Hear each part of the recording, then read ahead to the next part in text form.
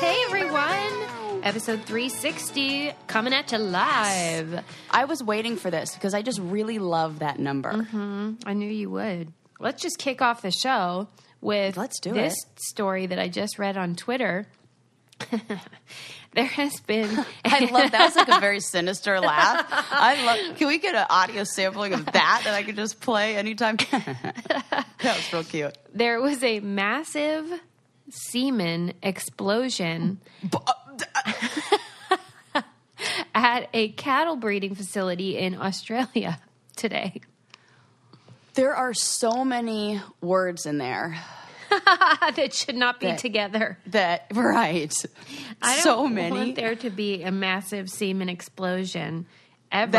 Like the 17-year-old boy in me was like, there was a massive semen explosion in my bedroom a couple nights ago. In my vagina.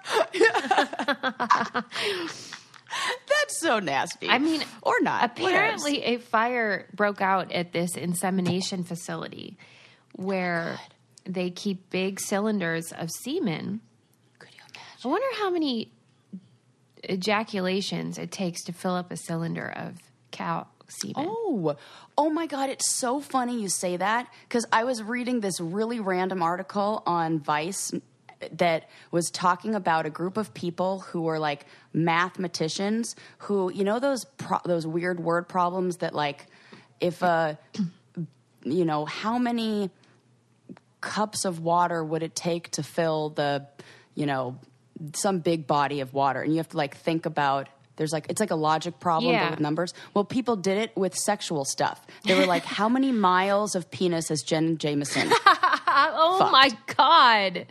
And they came up with 26.7 miles of penis. They did the math for it. It was hilarious. So it's like people who take these numbers and break it down, but then they accounted for partners and that number dropped down to 6.7. Why do I remember this stuff? Wow.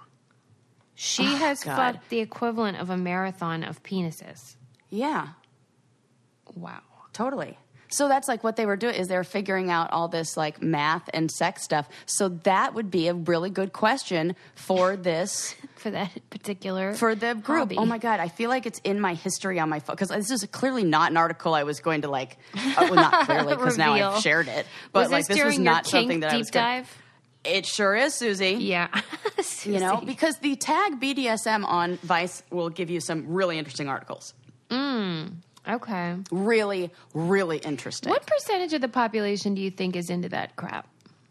Oh, they did say 1/3 of the population has something. Kink, where they like to be spanked in bed, or they like to use names that are it's safe sort of they kind of dabble in it. I guess you could say. Okay. How many do you think are hardcore? I don't know. Kinkers? It's difficult to say. Just guess. This is what we do. Just maybe. Guess. Oh, right. Fucking guess, Sarah. Yeah, right. I would say maybe 10 to 15% of the population. Really? 8 wow. to 10%. Okay. Maybe 8 to 15. Let's say that range. It keeps changing.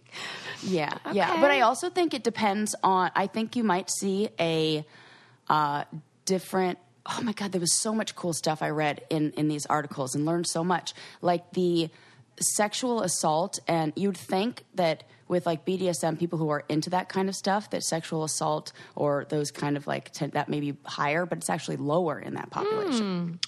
Yeah. Okay. Yeah, I guess it could go either way. Right. Interesting. Super interesting.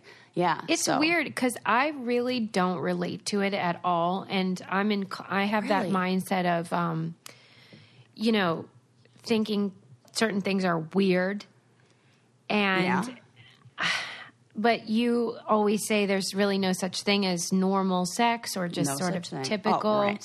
That everybody has something, or a lot of people have something that's out of the classic, traditional. Yeah. I just don't get it. I think so too. Yeah. I just feel like sex is so nice without anything added even. Oh, God, that's so... Not that you can't. I'm just, Right. I don't know. I feel like, in a way, it almost feels like a drug.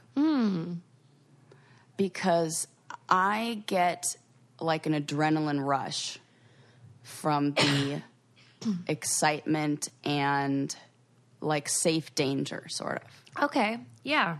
You know? And so I get the adrenaline rush, and it really does. That there's tons of information about this, about like, you know, that feeling of like, they say that you know, people who are on the receiving end of that kind of stuff in the bedroom will have this euphoric like feeling of weightlessness and like in the here and now afterwards, because they're like on, like they had an adrenaline high and now they're like in this like crash, and and there's like I learned so much in my deep dive.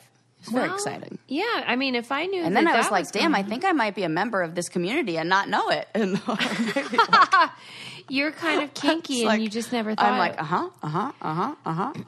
I guess whatever you're into, you kind of think is normal. Yeah. So you don't even like no spanking or anything? Yeah, stuff like that. But I mean, the introducing of that's kind of like, that's like it. Well, I guess I'm referring to when you introduce items. Okay, so that's kind of like different. contraptions and straps and stuff. Yeah, it just seems like a lot of work. Yeah, but there's something about like, so in this article I was reading, they were interviewing a Orthodox Jew who runs a online sex shop that caters to that population, and we've talked about this in a previous episode about how that is a like they're kinky. Yes. And they in the article they were talking about, you know, simply like the missionary position and how that's like, you know, the regular, normal, basic, like that's kind of like the vanilla, traditional. And so they explore, how do you take something like that and make it a little more open and a little more vulnerable, and you do that by strapping their legs down or something like that. And it's the same position, but in a more open and vulnerable and like edgy way. Okay, I get that. Yeah, and I kind of feel like it's anything, like it's a, you know, you don't just go from like 0 to 60. You don't go from like nothing to like flogging and whips and shit. Yeah, you know, it's like it's like there's I almost feel like all these like the Rihanna's Savage by Fenty line. Yeah, it's like BDSM light. You know, she's got like harnesses and like little whips, but they're like cute and pink, and like little like handcuffs and stuff. And so there's like this whole new growing market of, you know, really it's like 50 Shades of Grey and stuff that kind of started that. Oh yeah, okay. But I think people are a little, you know, people are into it. I mean, and maybe it's more than that. I'm going to have to do a poll. Yeah. An anonymous poll. Like, I know that's hard to do an anonymous one, but, you know, I won't look at who's voting yes or no. Well, yeah, you really don't, too. You're an honest lady. I know that. Yeah, that's true.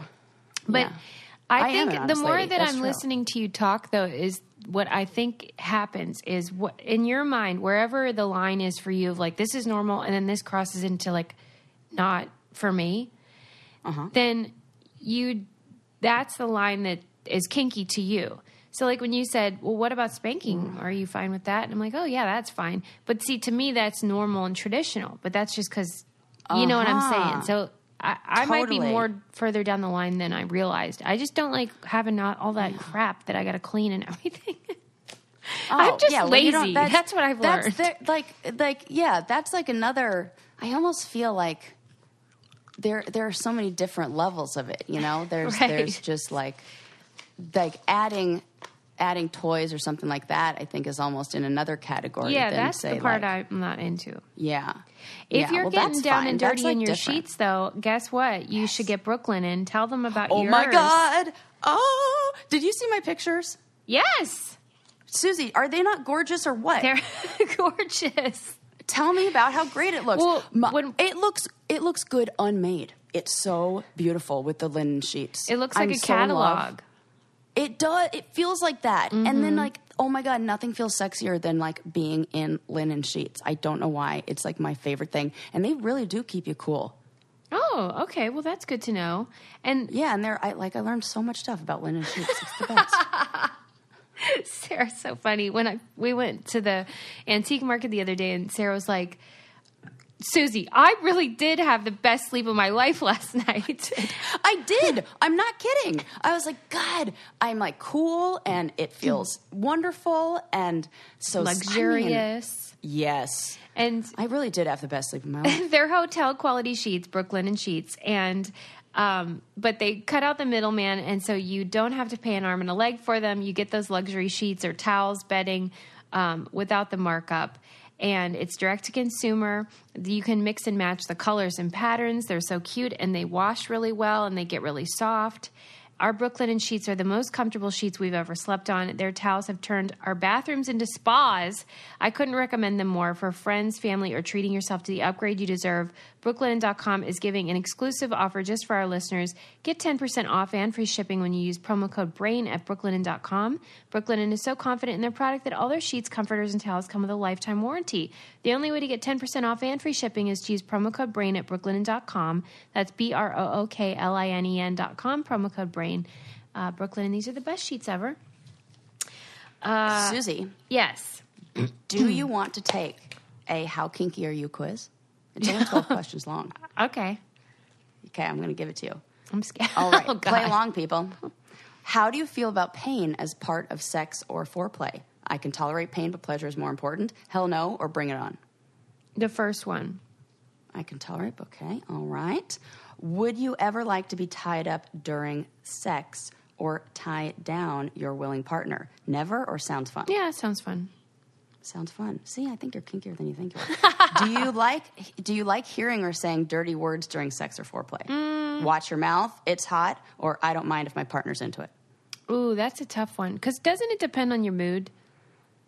I would say it's not fun. For me. I would say it's fun. Okay. So I don't mind if my partner's into it, or it's hot? I would say it's hot. Okay, yeah. She's kinky, people. Would you consider using sex toys as part of foreplay or intercourse with your partner? No, I'm not into that. I know your answer. No, it's weird. Okay. No, it's not weird. It's not weird. I'm just okay, not I should go back it. one then. Yeah, they did say they did have the option of like it's just not for me. Damn. Yes, that's what it is. One? Yeah. Yes. Oh no, I can't go back. Oh no. Oh, wait, we have to pause come it on. And edit it. You're gonna have to edit. You're gonna have to edit because I have to do this. I really want to get your answer. Hang on. This is so official. I wonder what the different categories you can end up in. Yeah, I know. I want to know. Okay, so would you consider using sex toys as part of foreplay or intercourse with your partner? No, it's weird. I have all the toys I need built in. Some toys can add spice, or toys are fun! ! The second one. I have all the toys I need built in. Okay. How do you feel about involving food in the sexual act? For example, licking chocolate off your lover or sharing strawberries with a kiss. No. Yummy? It's Could too be messy. interesting. Okay, one of the options is sounds messy. Yeah. That's the one. That one. I always think of your son when you said like that he wanted to fill the pool with LaCroix, and you were like, "What could be wrong?" And he goes, "Sticky." So that's funny. Yeah, okay, right. Not to involve your son in this conversation, which is weird, but anyways, forget I said that. All right. This is funny. Is your rear entrance off limits or open to exploration? It's open. Have yet to try, but could be interesting. Okay, back door is open. Yeah. How do you feel about exploring the rear entrance of others? Exciting. Now turn around. No thanks, or only if I think it would turn them on. The third one. Okay. Have you ever been or would you like to visit a fetish party or club? No sounds sleazy. Yes, I frequent such events, or it can be a fun adventure. I would choose the third one. Okay. We're going to find out that you're the most. Okay. Do you know what SSC stands for? Safe, sane, consensual, sex, saliva, and creativity, not a clue, or skin, sense, and contact? Not a clue. Okay. What is it? I would say safe, sane, and consensual. I would guess that, but I don't know that, so I'm not going to choose. I don't know. Have you ever spanked or been spanked as part of a sexual act, or would you like to be part of that activity? Nope, or yes, please? Yes. Yes. Two more.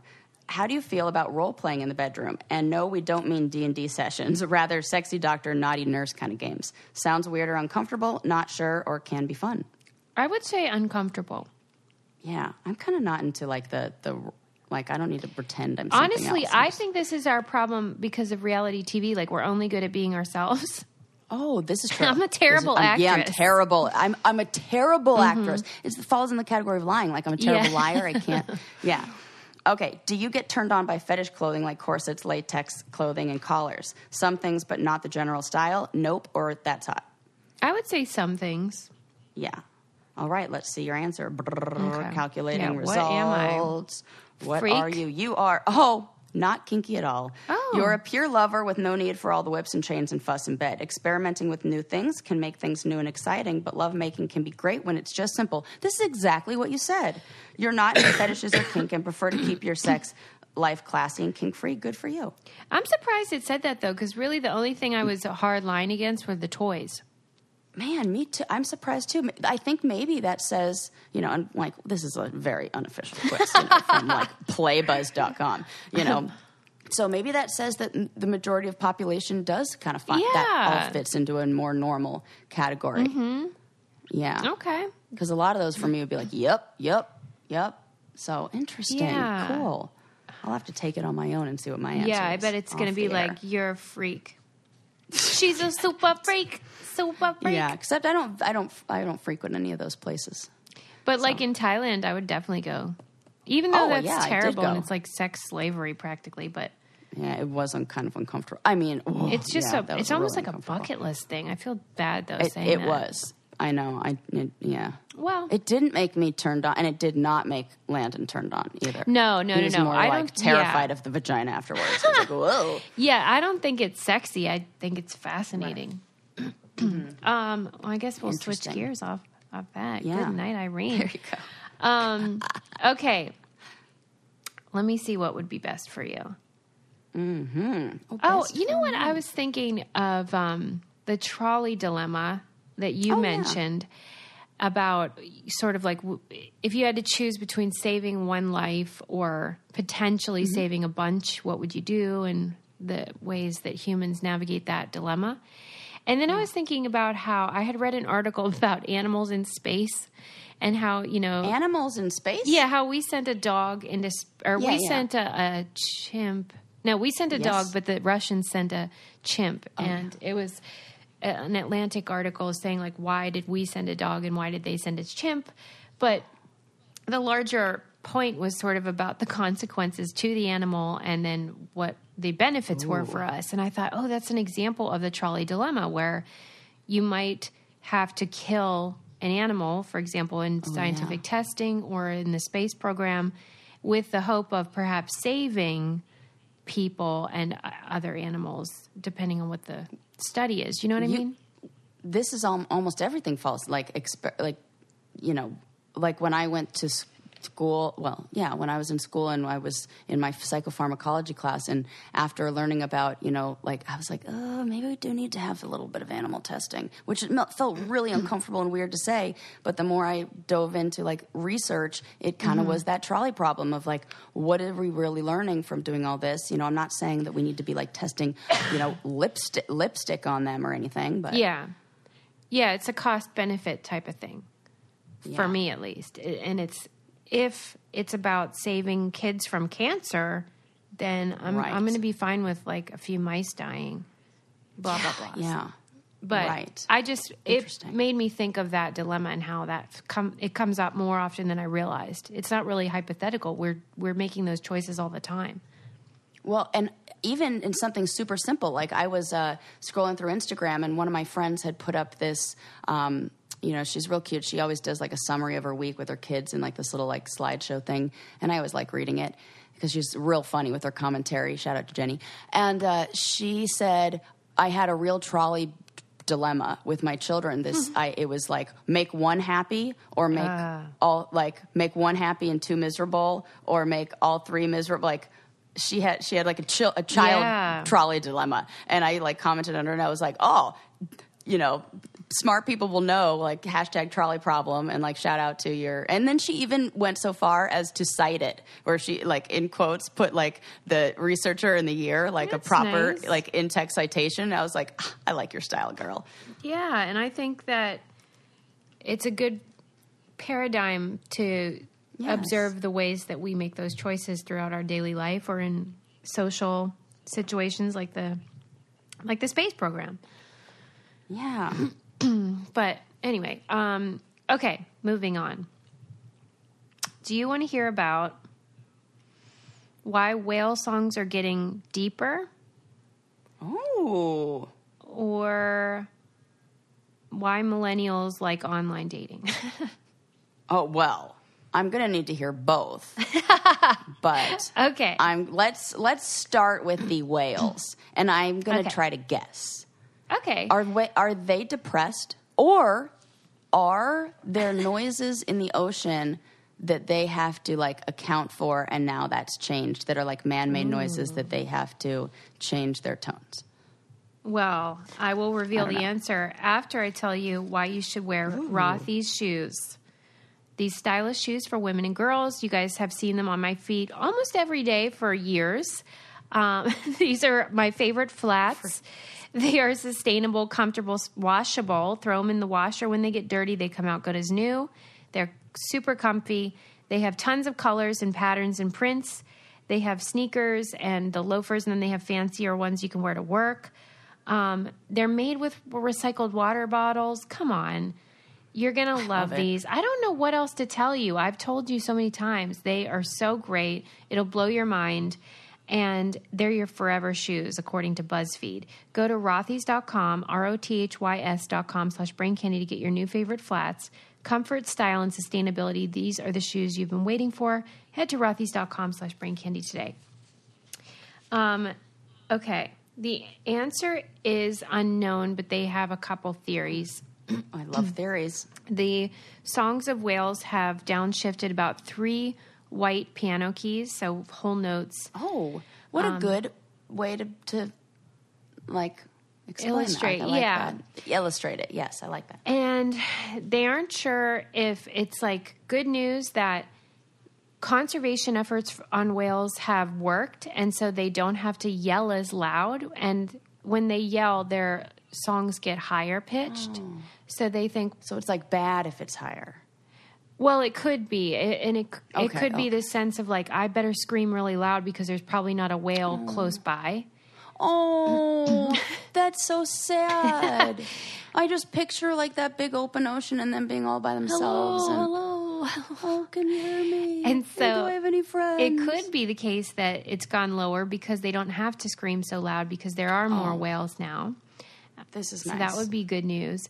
Or it could be something due to the increased acidity in the water due to pollution. I knew we had something to do with it. They think maybe the acidity in the water makes their calls travel further naturally, so they don't have to scream as loud. Oh. So it could be both. It could be one of those. They don't really know. Super interesting. Yeah, man. I mean, gosh. And I guess that's the real trouble with the ocean is how mysterious it is and how we really don't know as much as we wish. So you can only guess. But we do know there is too much crap in the ocean. That's definitely true. But I think we need. I think that people need to see more of that. Like I don't think people really understand. Like when they very casually, like I was overhearing somebody complain about the straw thing. Yeah. And they were like, then they turned to me to complain about it. And I was like, you're talking to somebody who has their own straw on a keychain. Thanks to Susie. Yeah, right. Yeah. And I was like, you're talking to the wrong person. And I was in a state that wasn't California, too, when this happened. I can't remember where I was. But I wanted so bad to be like, let me, and then I was like, every straw that was ever made is still out there and, like, floating around and blah, blah, blah. And I was like, Sarah, get off your soapbox. You're not going to, like, change the world. I think it was at the airport or something. And, so I think if people really saw that, like I feel like they should be teaching that in school, when you're learning about like the planet and all this stuff, like show pictures of that Texas-sized trash pile that's like floating around the Pacific Ocean or whatever. Nobody knows what that looks like, Yeah. So you feel like it's because it's too abstract. Yes. Yeah, I really do. I think if people saw it the same way, remember when I talked to you about the fatbergs? Yeah. And you were like, wow, okay, that changes how I kind of see. My brother had the same reaction. He was like, okay, I'm not going to be doing that stuff, like contributing to that as much anymore or whatever. And so I think when we really know about it and see it, then it can change our behaviors. But when it seems like abstract and something that's not, Well, and there's blah, blah, blah. also the issue that I bring up, which is that there's all this pressure for individuals to, for example, stop using straws or to stop flushing your wipes in the toilet. But there's not as much pressure for businesses to... They put flushable on those things. They shouldn't. I know. Because as a consumer, I'm like, it says. So why is it then my responsibility to be like, no, I'm going to throw it away? They shouldn't be putting that on there. And so that makes me mad. It makes me mad. Well, and it's all the rules that we have in the United States versus other countries, because they have different rules in different countries about like what's allowed in there. Yeah. And like, you know, even like I think back to like the microbeads that were in like all the exfoliation products. They were like killing fish and like getting into all of the streams and everything like that. Like they had a problem in, you know, all those like the lakes of you know. Well, I was reading like, even about like Lake Erie and like all those. Yeah. Ontario. Well, all of our clothes even that are stretchy and fit really nice. The reason is because part of it is plastics. Right. And so, you know, every time we wash our clothes, all that stuff in your lint trap is microscopic pieces of plastic as well. And then, you know, that just goes into the oceans as well. And so, but I hate when the burden is placed on the consumer. I think it's important to be aware, and I really make an effort, but I want more stuff to be put on the corporations personally. Yeah, that's a really good point.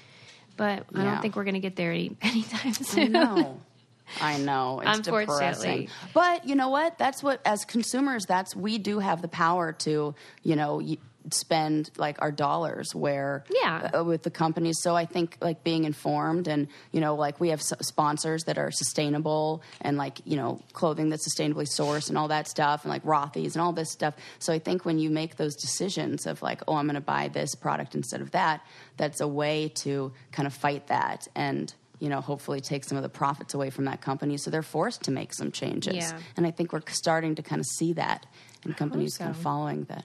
You know. Yeah, all hope is not lost. And maybe the whales are just, they have so many friends now, they don't need to scream as loud. Right. The dating story was about how people just about your age, so the millennial generation, so from 1981 for 20 years after, they're the first generation that was born right after the disappearance of these high-profile cases of kidnapping and stuff, and so it was this stranger danger generation. And then in addition to that, right about the time you guys were going to middle school, by that time we had caller ID and things that prevented us from really talking to strangers in any meaningful way. Yeah. So we never really developed, or I shouldn't say we, you guys didn't collectively develop as much comfort with engaging with strangers. And so the millennial generation feels much more comfortable in the online setting, especially for dating, because it's in the format that they have grown accustomed to. Whereas if they were to just approach somebody at a bar, they feel more anxiety and uncomfortable and don't know how to read the signs. Is this conversation over? Is this person interested? They don't know. I'm 100% fall into this category. Really? Yes, because that is why I like online dating, because, or at least something where I get to develop some sort of like, I was talking to somebody about Tinder and what it feels like, and it feels kind of like it's an online, like you're at a bar and somebody notices you and says like, hey, I'd like to buy you a drink, but you have a little more information and it feels safer to say no or say yes or but it's essentially like that, because it's really all you're doing is, you know, you're going off of like, what does this person look like? I have very little information. I'm just kind of picking up their vibe, and then you can kind of say yes or no, but it feels like and I do get really uncomfortable with like strangers approaching me at a bar like that, or like, wow. I totally am like this. I guess it makes sense, but if you didn't grow up in that environment, it feels a little bit odd. Almost like there's a underdeveloped socialization situation. Yeah. Where people don't know how to read each other in the flesh. That's weird to me. I think you're right. Yeah, and I think it's only going to get, I feel like that with like eye contact. Like people don't make eye contact. I don't know. It's just interesting. Yeah, but there's this book that came out. That's what the article is talking about. How this woman wrote a book to try to teach millennials how to engage in person because they genuinely don't know. Do you know anything that was in there that were like tips? Like it was saying the thing I said, where it's like, tips on how to know if a conversation is over. I am really bad at that. I'm also, if you can give me some lessons on hanging up the phone, because I don't know how to end it. That's ridiculous. But I get a lot of anxiety ending. Really, that's why I don't like talking on the phone, because I don't know how to end the conversation. Oh my God. I feel maybe that's what I'm sensing, because not with you, but with certain people I speak to on the phone, where I'm wrapping it up and I feel like they should know these are cues, like we're done here. And then they keep fucking talking. Yeah. You guys just want to keep gabbing.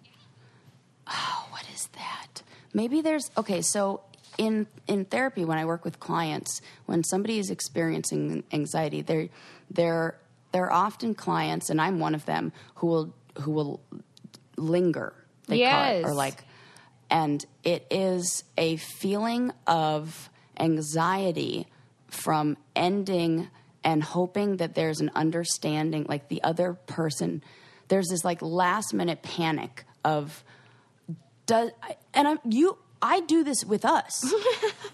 There's always a moment where I'm like, oh, what was one more thing I had to tell you? Or like, is that it? And like, I have this like panicky moment when I leave of like, did I get everything out that I needed to say, or does she understand me, or does this person like? It's so weird, and I have this real bad, and Sarah, and I can like see it in clients, and it's like and maybe it's a little bit of like I don't want to say like low self-esteem, because that's not the right word, but maybe like an insecurity or something. Yes, it's like an insecurity that comes out, feeling, so maybe that's a little bit of that with high anxiety levels in this population too. You might have anxiety too because your bra is not fitting. Definitely. And it's funny, I went, because I know what we're going to talk about, I went to one of the other leading stores that is like the competitor. For bras. The woman who has a secret, like I not know to her. Call out the store, I know her.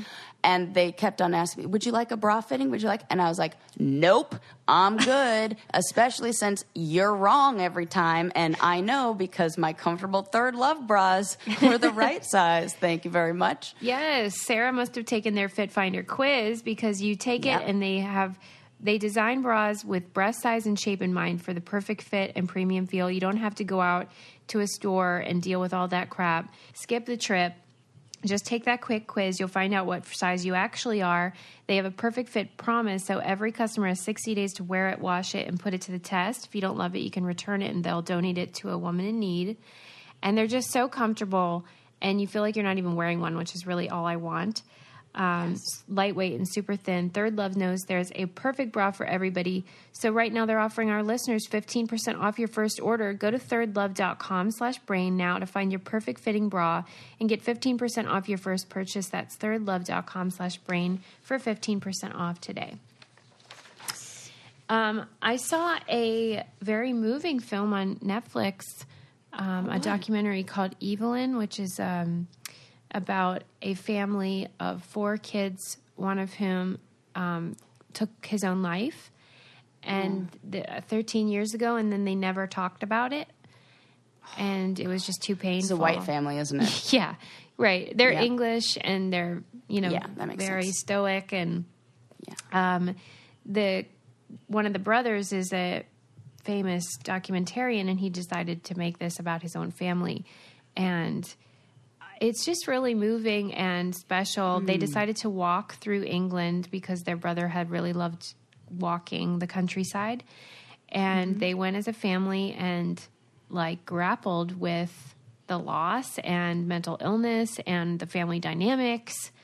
And I think it's just a wonderful, beautiful film that makes you think about a lot of stuff. It's great. Well, I just love so many things about I love about that. It's like it's just so great that they did it together. And I think, you know, even after years of pain and, you know, maybe not handling it in the right way, there's always an opportunity for growth and for healing. Yeah.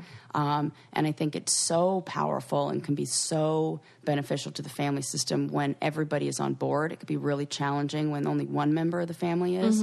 But how healing and how I'm sure it just brought the families so much closer. I'm so excited to watch this because I'm definitely going to check that out. Yeah, and just the resentment that you can build with your parents and each other.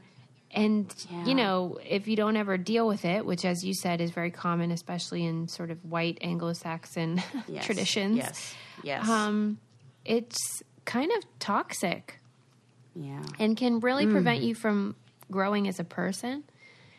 And it was just beautifully shot. The walks are so gorgeous, the woods and the greenery of England. And it's raining through most of the film, of course. Of course. But it was just... Well, that kind of adds to it. Yeah, it was really good. So it's heavy, though. So, you know, go in knowing that. You're going to feel the feels. But it was really good. Good. Shout out to Netflix, man, because I just watched another... I have like 2 episodes left that I'm sure keeps coming up in your recommendations too. The limited series called Unbelievable. Yeah.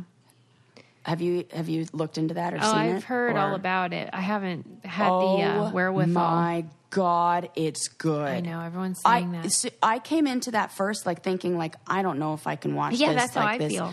You know, and then they do, which they you know, in the very first episode, they say like, this is what it's covering, and this is like... Yeah, beware. Going to be talking about sexual assault. It's so perfectly done.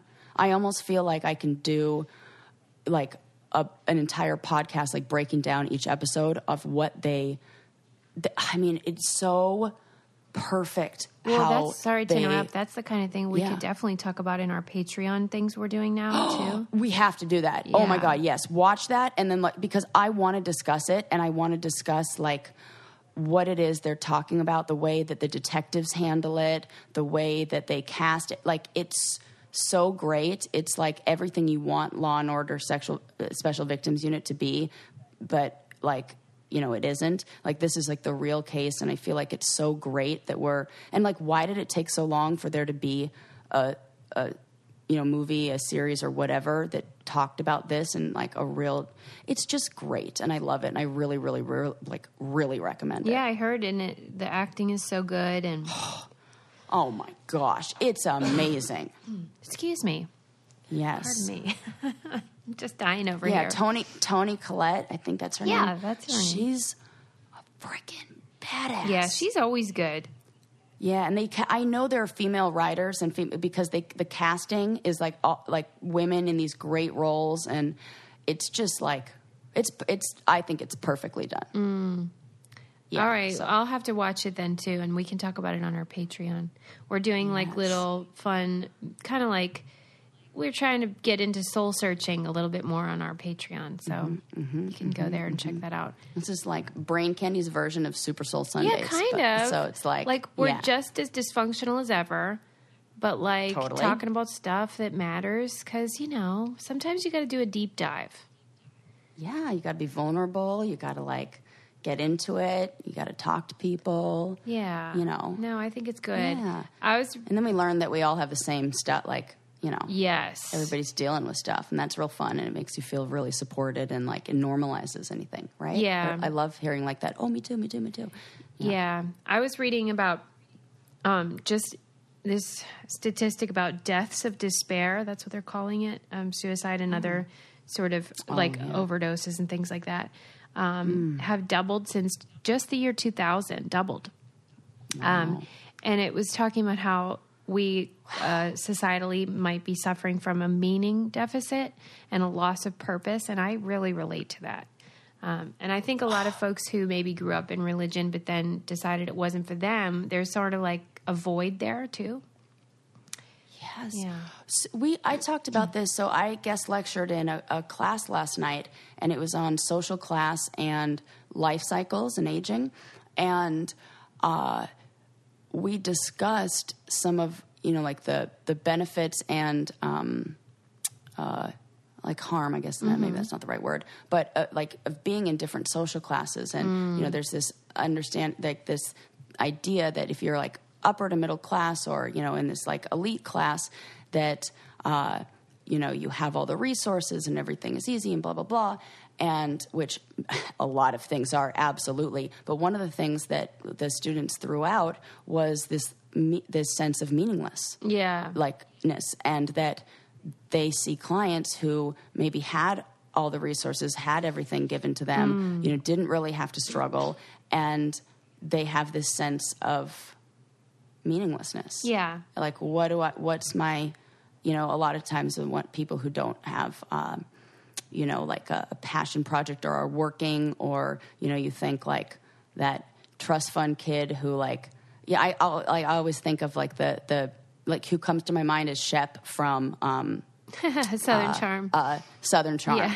Where like he's like the trust fund guy and, you know, thinks he's Mr. Cool, but I know under there is some depression and a lack of self-worth and like, you know, who am I in all this, and a little bit of like, yeah, I can like see it. And so, yeah, I think that's very common. It's interesting to explore. Yeah. Yes, it is. And if you combine a lack of purpose and a lack of meaning with readily available opioids and a mental health system that is broken, that's a bad situation. So yeah, I did read on the upside how they have started a program for veterans that they do beekeeping to help them get their mind off the pain and the trauma of war. They find beekeeping to be highly effective, and they've been doing it since 1919 after World War I. Wow. Which is super cool. And a testament to the ways that working with even animals in general can, you know, put you in the moment. I even noticed that with my freaking cat. Like when I'm interacting with my cat, I'm truly in the moment, you know? Yeah. Well, cool. Absolutely. And I think also it's caring for something. Yeah. Right. Is really important. Yes. And it gives you a sense of purpose, meaning and purpose and value. And even if it's like, you know, something so small as like a little bee, you feel like you're part of a system. Yes, exactly right.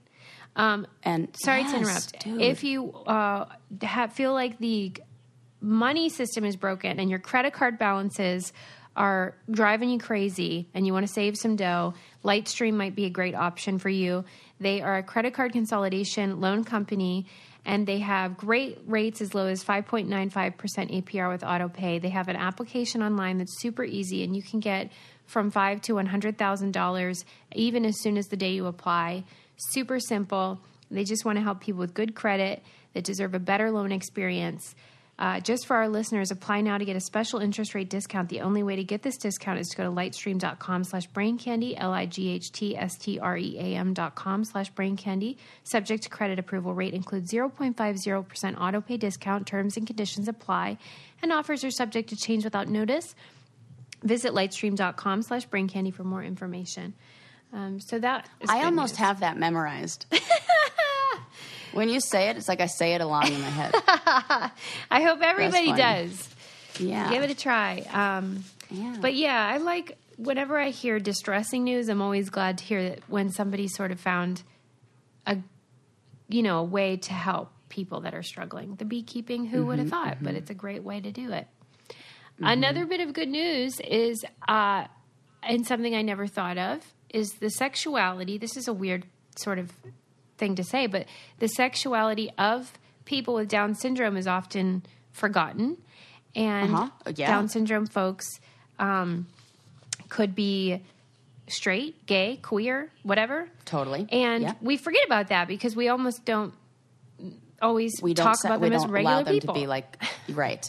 Yeah. Yes. And there is this really cool drag show featuring folks with Down syndrome. And oh, hell yes. They are just like working it. I love this. Yeah. Well, I love any time, like we're shining light on the full human experience. Yeah. And not just like, and breaking those like I don't know, these like boxes, breaking down the walls that we've like, of the boxes we've put people in, you know? And I think especially with, this is my personal opinion here of what I think is going on, is I think an individual with Down syndrome often displays very childlike behaviors. Yeah.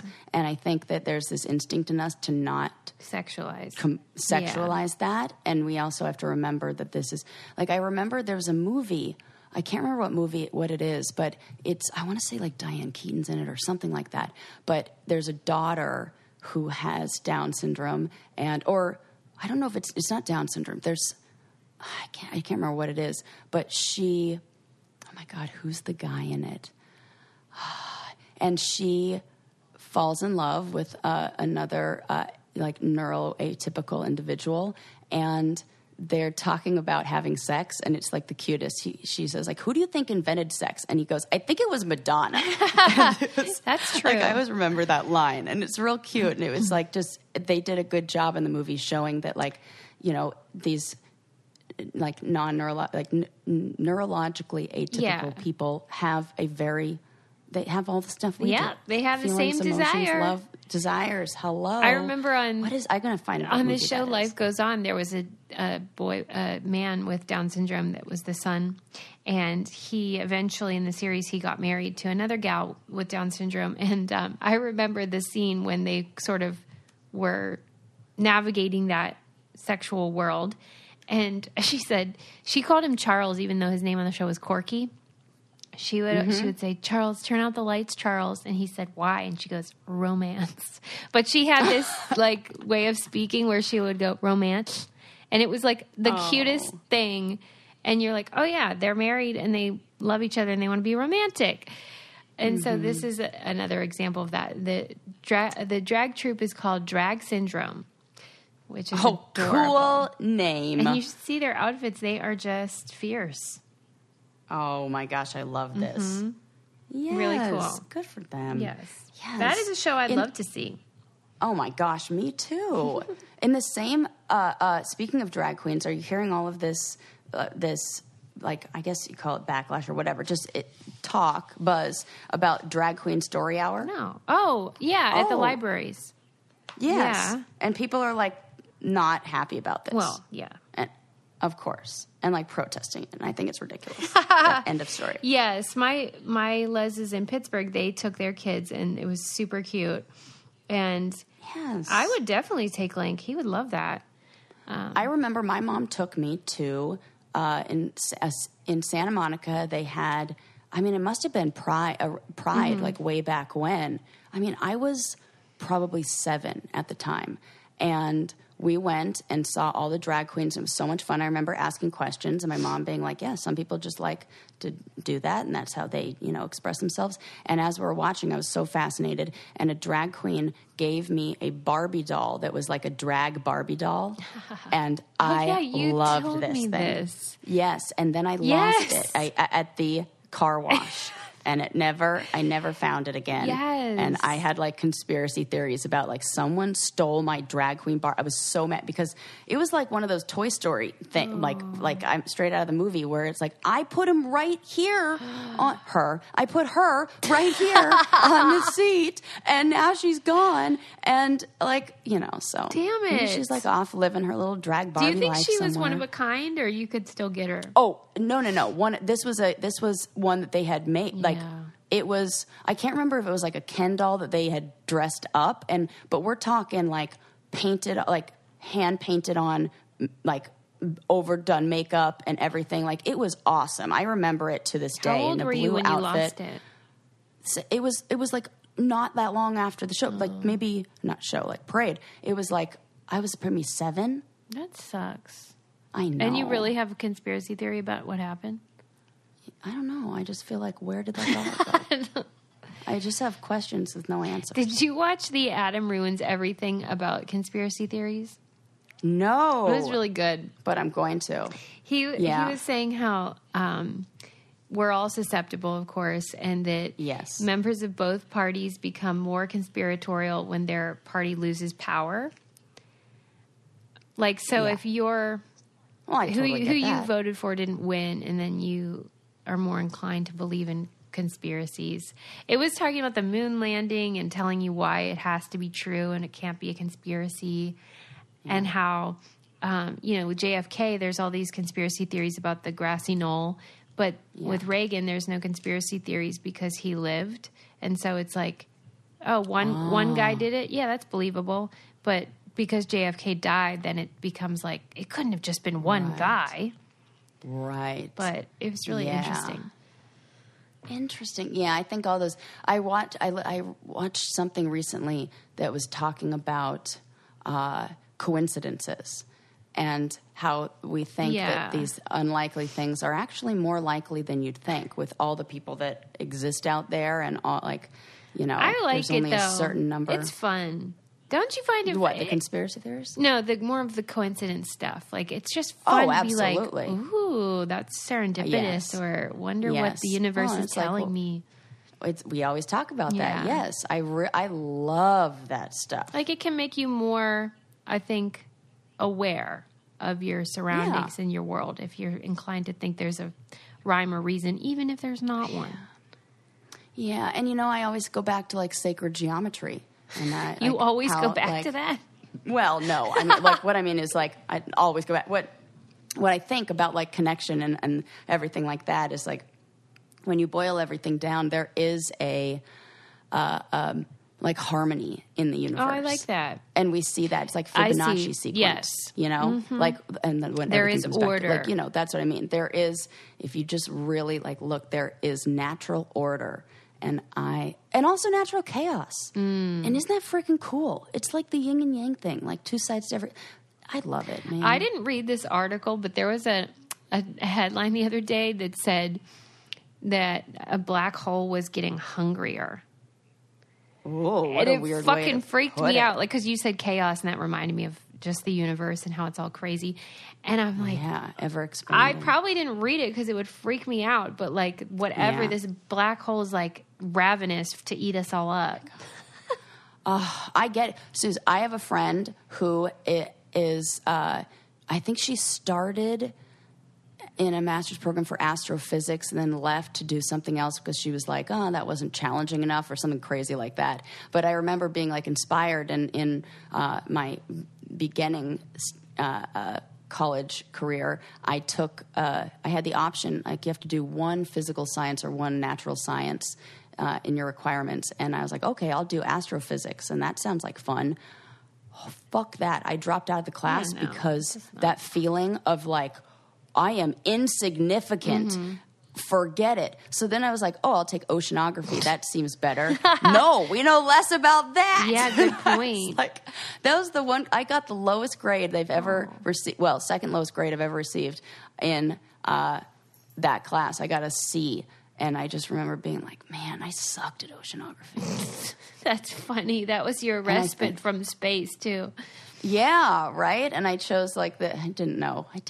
Yes. Fun field trips, though. Sometimes those stories about the vast unknown can feel overwhelming. Yeah. Or maybe we should just, like, surrender and think, like, well, that's what Adam Frank said when we had him on. He's an astrophysicist, and he said that gives him comfort, because then it's like, that thing you're really worried about, it's nothing in the big picture. Think about the big picture, and you will realize your problems are not that big of a deal. They're not. But, I mean, I don't listen to that. And if they are, and if you feel like that, just join us on our Patreon Q&A and we can talk about it, and there you go. Yeah, and don't forget to subscribe and leave a 5-star review and all that jazz. Yeah. You know what I just want to say we did right there? I think both of us sensed that we were like, yes, Sarah, you know. I know. I was feeling it. Yes. Oh. Okay, got it. I can end a podcast, but I can't end a freaking phone call? Maybe you're just more eager to end the podcast. No, I could do this forever. Yes, people need to buy our merch. How cute is that hoodie? Oh, my God. I'm ordering one for myself. Yeah, we ordered you one yesterday. Oh, good. Yeah. Thank you. Yeah. And I already know what I'm going to do. I'm going to cut it off, and I'm going to make it a cropped sweatshirt. It's going to be so cute. Straight A's. I'm obsessed. Straight A's, no fucks given. No F's given. No F's given. That's freaking the cutest. You know you all love it. Love it. And that's where we'll leave today. You know it. We'll see you next time. Bye, everyone. All right. Bye, guys.